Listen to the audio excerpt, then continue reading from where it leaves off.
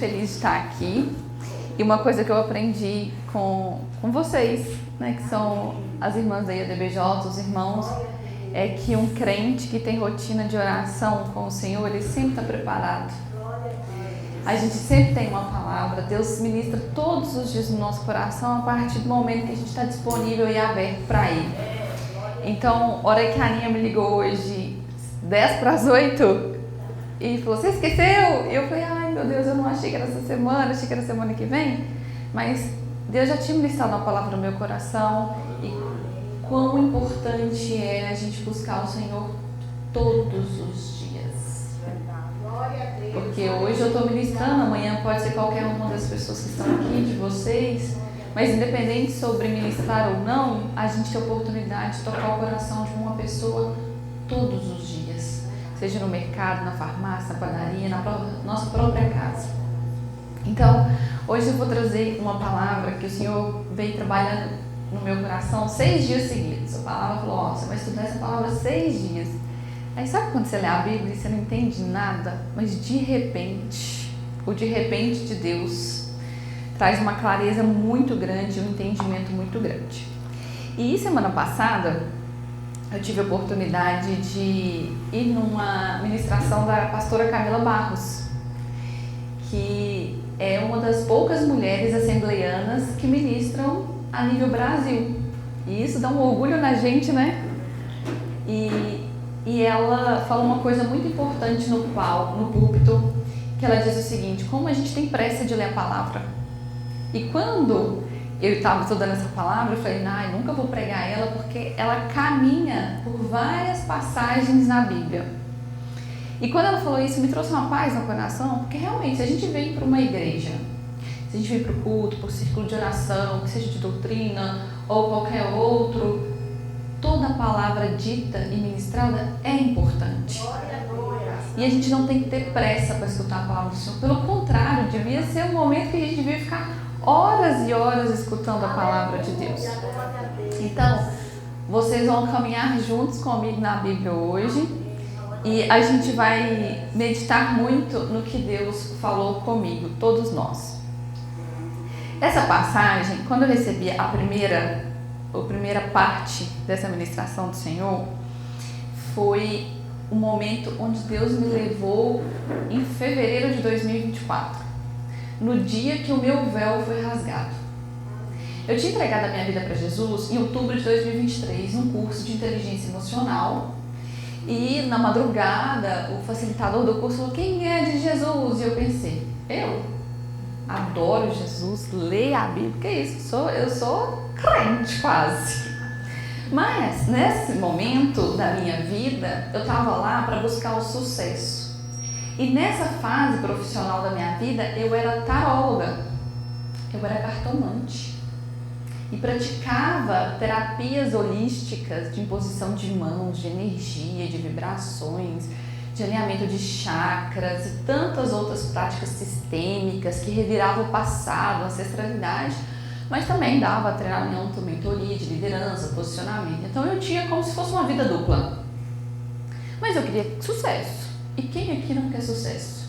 O mundo quer sucesso, mas o sucesso para mim é diferente do sucesso para você, do que para você. Às vezes o sucesso é a cura de uma doença, é a libertação de um parente, é a conquista de uma casa própria, é a resolução de uma dívida, é a mudança de uma cidade, de estado. Sucesso é individual. E ali eu queria um sucesso. E o meu sucesso era prosperar, era crescer, era ganhar dinheiro, era um monte de coisas materiais. Nenhuma delas envolvia Deus. Então eu entreguei minha vida para Jesus, levantei a mão e lá em fevereiro de 2024 a vida já estava toda bagunçada, toda dando errado. E eu não entendia por que minha vida estava dando errado se eu estava buscando esse sucesso. Se na teoria eu estava fazendo tudo que o mundo fala que a gente tem que fazer. Gestão financeira, planejamento, estratégia, plano de negócio, sabe? A vida organizada. E entro num curso e atrás de mim tinha um pastor. Não fazia ideia o que significava um pastor, como que era uma igreja evangélica. Eu nunca tinha ido numa igreja evangélica. Eu tinha ido uma vez num casamento, mas assim, eu só fui. E aí começaram a falar de uma tal de uma metáfora do vaso e do oleiro. E pega esse vaso e pega o barro e amassa esse barro e vai fazer um vaso, porque somos vaso, e aí destrói esse vaso, e aí o vaso é destruído. E eu assim, gente, o que vocês estão falando? Virei para trás e comecei a conversar com esse pastor. Falei assim, você pode me explicar o que significa essa história desse vaso? E ele me trouxe a primeira palavra, que é essa que o Espírito Santo trouxe para mim, que é Jeremias 18, e a gente vai ler do 1 ao 6, que fala o vaso do oleiro. Acharam? Amém? A palavra que foi dita a Jeremias da parte do Senhor. Levante-se e desça até a casa do oleiro, e lá você ouvirá as minhas palavras. Desci à casa do oleiro e eis que estava trabalhando sobre a roda. Como o vaso que o oleiro fazia do barro se estragou nas suas mãos, ele tornou a fazer dele outro vaso, segundo bem lhe pareceu. Então as palavras do Senhor veio a mim, dizendo: Casa de Israel, será que eu não posso fazer com vocês como fez este oleiro? Diz o Senhor. Eis que como barro na mão do oleiro, assim são vocês na minha mão, ó casa de Israel. Quando eu li essa palavra e eu estava meditando nela, Deus foi me trazendo um entendimento sobre cada palavra que Ele destacou para mim. A primeira palavra no versículo 2 fala levante-se. Quer dizer que ou ele estava sentado ou ele estava deitado. E é uma ordem. Ele não perguntou, você quer se levantar? Não. Levante-se. Uma ordem. E esse levante-se é oposto à situação que ele estava. Então, quando Deus começa a trabalhar na gente, Ele possivelmente vai mandar fazer diferente do que você está fazendo. Depois ele fala desça. Ele não falou suba, ele não falou vire, ele falou desça. Ordem. E descer é um indicativo de busca do Senhor, né? Geralmente a gente desce, se humilha, ajoelha para buscar a Deus. Casa do oleiro. Ele não mandou ir no trabalho do oleiro, ele não mandou ir no estabelecimento, ele não mandou ir em outro lugar, ele mandou na casa. E casa é um lugar de abrigo, de acolhimento, de intimidade. Você encontra a pessoa na casa dela, quer dizer que ela está no lugar dela, no refúgio dela. Depois ele diz, ouvir as minhas palavras. Ele não falou ler, ele não falou dizer, ele não falou pegar, ele falou ouvir. Quanto a gente está disponível, os nossos ouvidos estão disponíveis ou não para ouvir a palavra do Senhor. E a fé vem pelo ouvir a palavra. Ouvir. Quanto estamos deficientes nas nossas audições no mundo, no dia a dia. A gente fala A, parece que o outro entende B. Aí você fala, gente, temos dois ouvidos e uma boca, aquele velho ditado, né? Para ouvir mais e falar menos. Aí vamos lá, aí ele segue a ordem desse a casa do oleiro e eis que ele estava trabalhando sobre a roda. Trabalhando, ele estava deitado? Não. Ele estava descansando? Não. Ele estava fazendo o quê? Trabalhando. Isso, a própria palavra já é um indicativo do que a gente tem que fazer na nossa vida, né? Trabalhar. Sobre a roda. O que eu achei interessante a roda? Que ela é um instrumento onde a gente consegue trabalhar 360 graus, todos os ângulos, todas as partes, porque ela gira. Então, Deus nos permite trabalhar sobre a roda, esse vaso, para que todos os lados sejam trabalhados de jeito uniforme. Uma visão completa sobre aquilo que você está fazendo. Aí vamos lá. E aí depois ele fala o seguinte, se estragou nas suas mãos. Todos nós estamos disponíveis ou suscetíveis a estragos, a quedas, ao pecado, a erro. Mas onde esse vaso estragou? Nas mãos do oleiro. E não foi por acaso, não foi uma pedra, não caiu, não foi um acidente. Mesmo a gente nas mãos do oleiro, O vaso pode estragar, mas está nas mãos dele. E quando está nas mãos do oleiro, ele fala, tornou a fazer dele outro vaso. Se estava na mão dele, está fácil. Para o oleiro, está muito fácil. Estragou, faça outro novo. E não tem problema ter trabalho dobrado, não. Porque esse oleiro aqui, ele trabalha. Ele não é preguiçoso. Ele já está com a mão na massa, literalmente. Segundo bem lhe pareceu. Esse segundo bem lhe pareceu, ele pode até soprar uma arrogância de eu sei o que eu faço. Mas não, ele é o oleiro e só o oleiro tem domínio e conhecimento total do que é bem ou mal, ou bom ou ruim para um vaso. Segundo bem lhe pareceu, se estragou, ele sabe identificar quando não está certo, quando não está adequado. E depois o Senhor diz, eis que como barro na mão do oleiro, assim são vocês na minha mão, ó casa de Israel. Gente, Deus quer trabalhar em nós do jeito que Ele bem entende para fazer um vaso excelente, rumo à perfeição que é Cristo Jesus. Mas para a gente permitir isso, a gente tem que seguir alguns desígnios. Levantar, descer, ir na casa. Aleluia! Trabalhar, ouvir, trabalhar, estar sobre a roda, permitir que Ele nos trabalhe completo. Aleluia! Deus sabe o que faz conosco. E se a gente está buscando esse sucesso, se a gente está buscando essa realização, essas conquistas, o primeiro passo é permitir, aceitar que somos barro. E Deus vai fazer conosco o que Ele bem entender. Porque Ele sabe o que é bom. Porque o Senhor é detentor de toda a inteligência, conhecimento, sabedoria e poder. Ele sabe. Agora a gente vai lá para o Salmo 141. Para a gente dar continuidade nessa história do que é esse sucesso e como é que a gente vai chegar lá.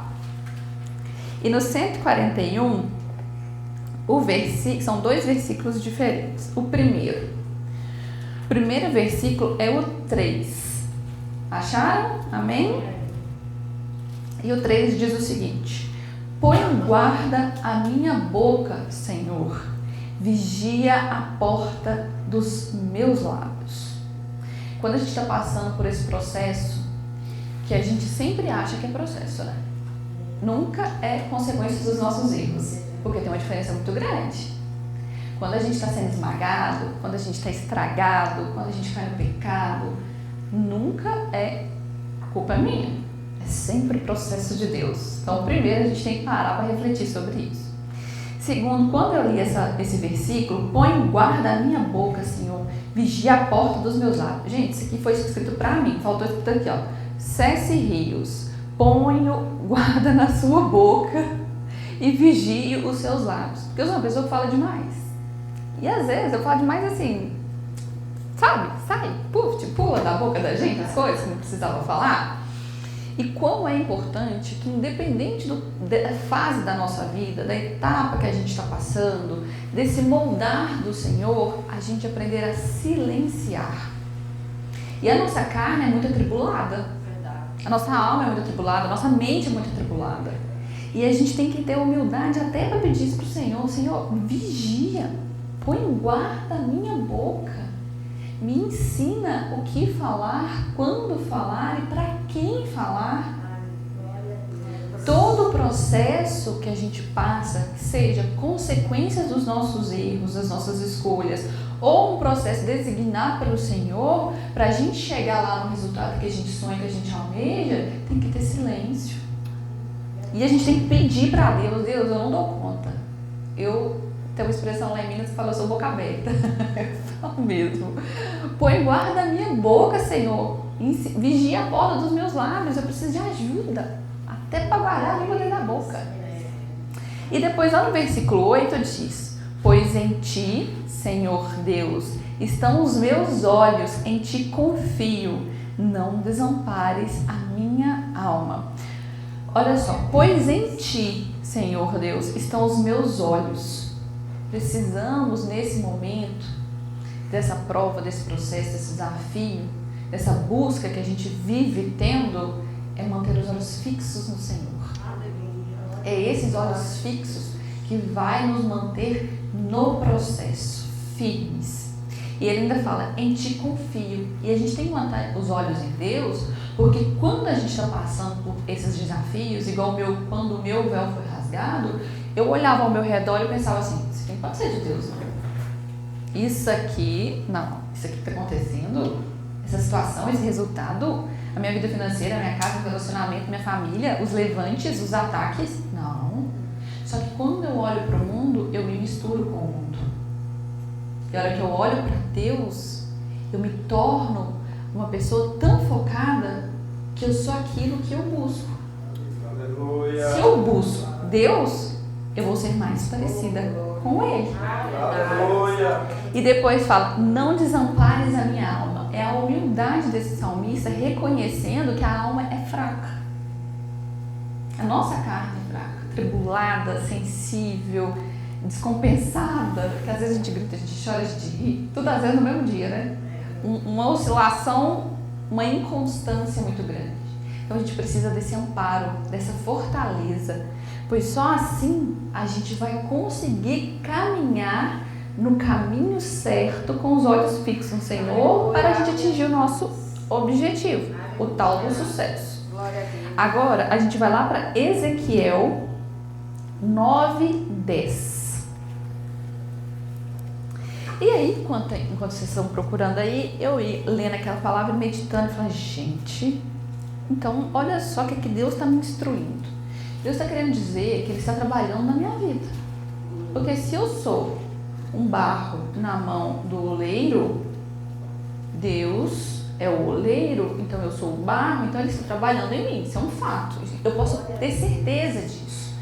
Se eu estou buscando no Senhor, colocar os olhos fixos nele, ter essa confiança e saber que Ele está me amparando e pedindo para Ele guardar minha boca, então hoje eu posso descansar, estou tranquila.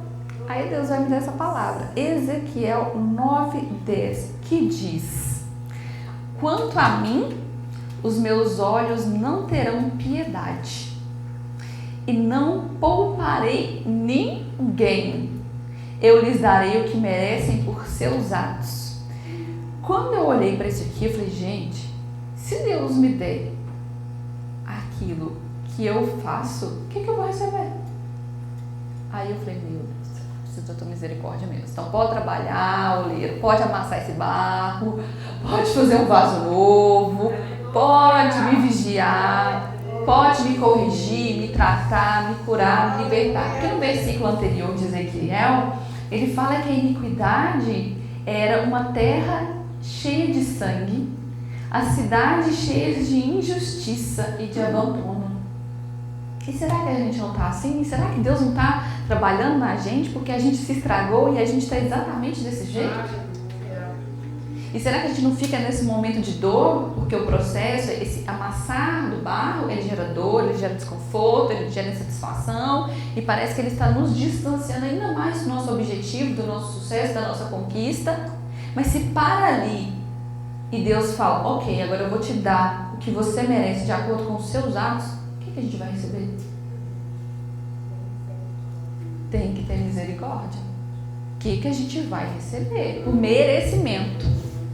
Porque eu vim de um mundo que eu defendi um discurso de merecimento, porque eu sou merecedora de ser feliz, eu sou merecedora de ter paz, eu sou merecedora disso. E se Deus me der o que eu sou merecedora, de acordo com os meus atos? Essa obra não pode parar agora, não. Tem que deixar Deus acabar de destruir esse vaso que estragou e Ele tem que ir até o fim, porque se parar aqui vai ser pior do que o começo, porque vai ser de acordo com os meus resultados. Os meus resultados são horríveis, nem se compara com o pior de Deus. O meu melhor não se compara com o pior de Deus. Não tem comparação. E a gente tem que refletir sempre sobre isso. Porque se os meus atos hoje já estão sendo ajustados, imagina os meus atos do passado. E talvez a vida que eu estou vivendo agora é resultado dessas escolhas anteriores. Talvez é colheita. às vezes é colheita. E aí, Deus, para acalmar meu coração, porque Deus é tão perfeito, que Ele nos exorta, Ele nos ensina, Ele nos trata, Ele limpa a nossa ferida, mas Ele também é o bálsamo que acalenta, que cuida. E aí nós vamos lá para Amós, agora 3:7. E esse Deus que cuida, que trata, Ele quer trazer para a gente algo que é dito incessantemente e incansavelmente dentro de todas as igrejas que eu conheço, que defendem a palavra do Senhor. Deus quer intimidade conosco. Acharam Amós 3:7? E o que eu fico mais encantada, que eu fico mais impressionada, é que Deus é tão lindo, tão poderoso, tão paciente conosco, que Ele fala às vezes a mesma palavra para cada uma de nós, ministra de um jeito diferente e que tem o mesmo resultado. Eu fico tão impressionada com o agir de Deus na minha vida, do jeito que Ele fala, do jeito que Ele se mostra. Porque em Amós 3:7 foi uma surpresa para mim.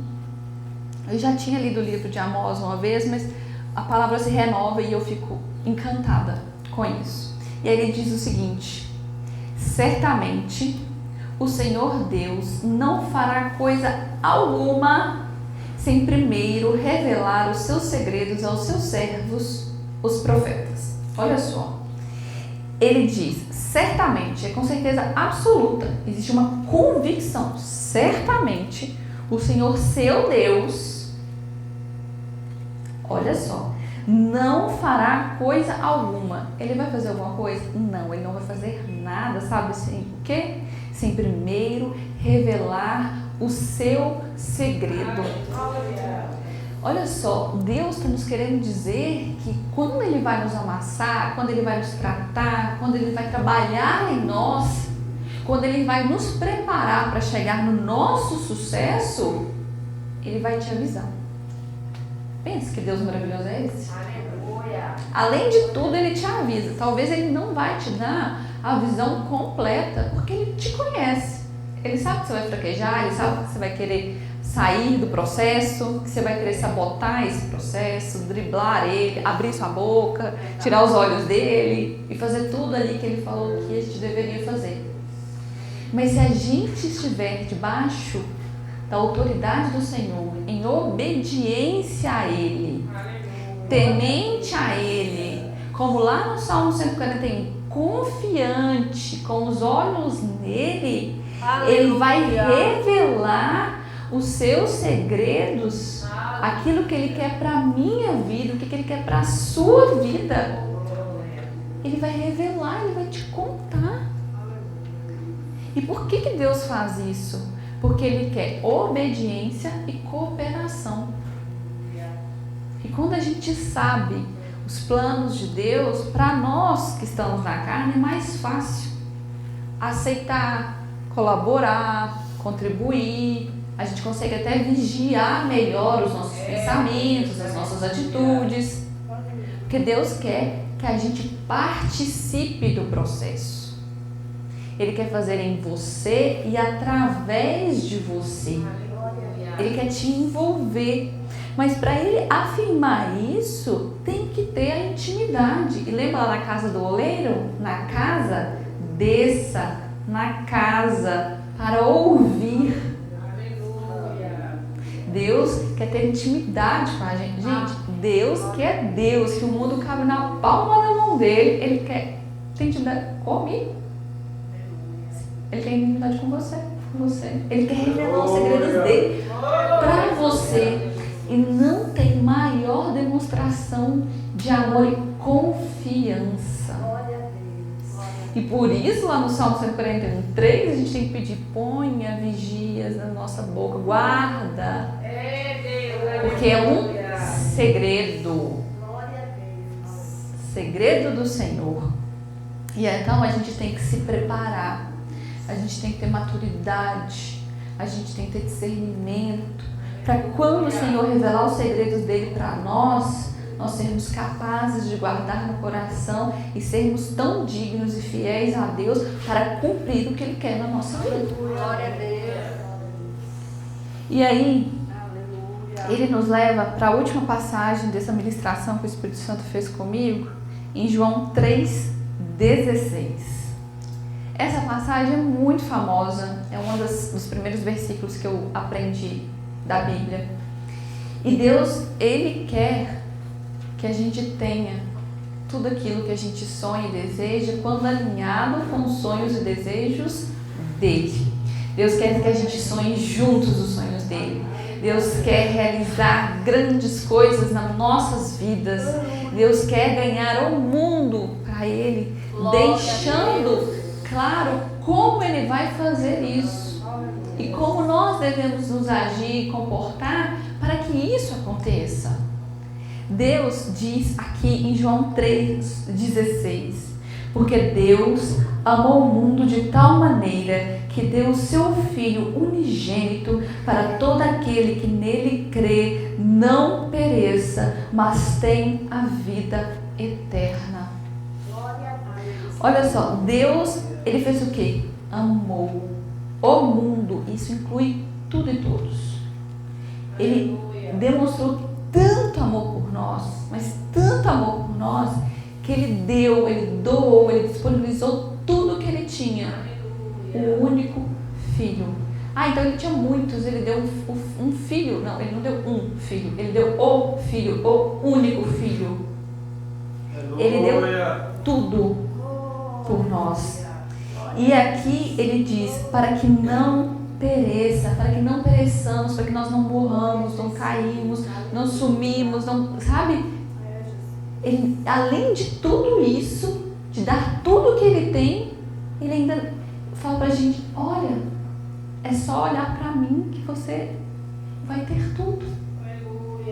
E depois Ele diz, mas que tenham a vida eterna. Eu acho que não tem outra definição melhor para tudo do que vida eterna. Mas Deus é tão perfeito que Ele só não quer me dar a vida eterna depois da glória, de passar para a glória, mas Ele quer que aqui a gente tenha uma vida e vida em abundância. Mas para que eu tenha ter vida e vida em abundância, eu tenho que estar nele. Deus, Ele traz Ele mesmo como exemplo. E o que Ele quer de nós?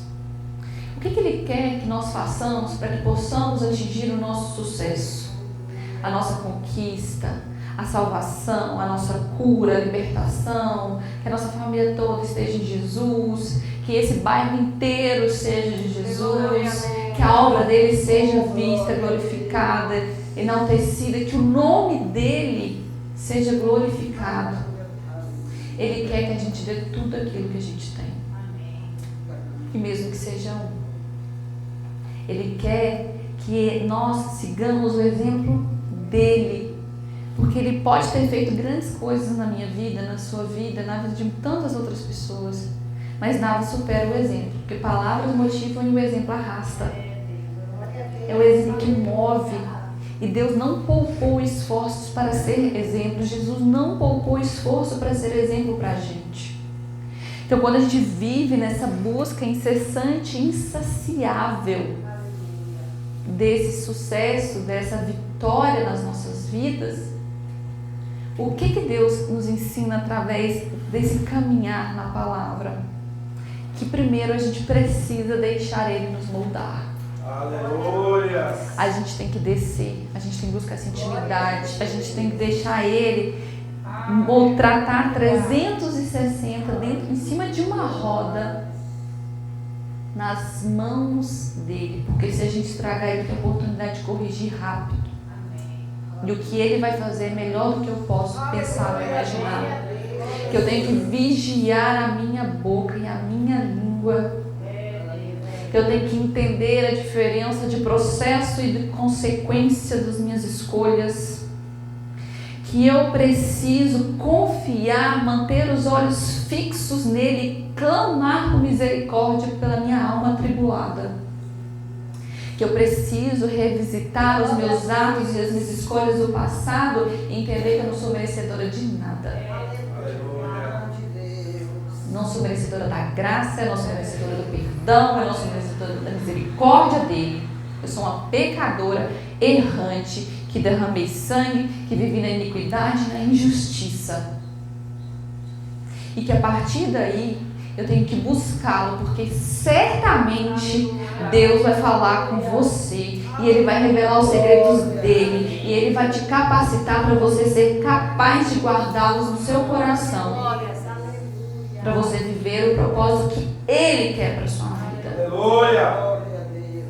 Porque aí, a hora que você entender que o exemplo de Deus é dar tudo o que Ele teve, você vai ser capaz de fazer o mesmo sem negar, sem questionar, estar 100% disponível, com o coração aberto para viver o que Deus sonhou para nós. Porque o verdadeiro sucesso nas nossas vidas é realizar os sonhos do Senhor. É viver uma vida que Ele escolheu para mim, que Ele escolheu para você. E quando eu estava lá em fevereiro de 2024, que me explicaram o que era a metáfora do vaso do oleiro, e que meu véu rasgou, meu mundo desabou, eu chorava incessantemente, copiosamente, e pensei, que sucesso é esse que eu estava buscando? Que coisa rasa, supérflua, superficial. E aí eu busquei Jesus verdadeiramente.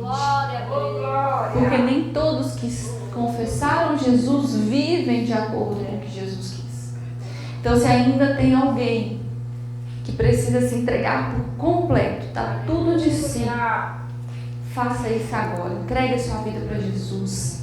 Deixa Ele te moldar, trabalhar, te capacitar e te preparar. Porque aí você vai viver o seu verdadeiro sucesso, a sua realização plena, a sua abundância, a sua alegria, porque só Ele pode nos permitir viver isso.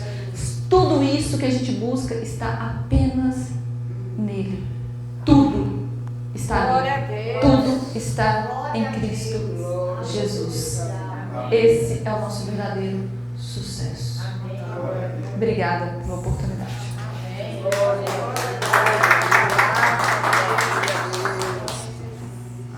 Obrigada.